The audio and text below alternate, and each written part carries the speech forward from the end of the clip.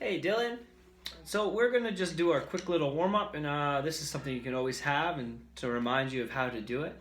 We're gonna just start on our snare. We're gonna count quarter notes. We're gonna count to 4. We're gonna do it around our drum kit, right? So we're gonna go 1, 2, 3, nice and steady. 1, 2, 3, steady. 1, 2, 3, 4. 1, 2, 3, 4, and then again. 1, 2, 3, 4. It helps to count out loud. 3, 4. 1, 2, 3, 4.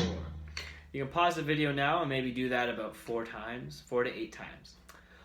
Now we're going to do some doubles with each hand. So 2 in each hand. And we're going to count 8th notes, right? We're going to count 1 and 2 and 3 and 4 and 1 and 2 and 3 and 4 and 1 and 2 and 3 and 4 and 1 and 2 and 3 and 4.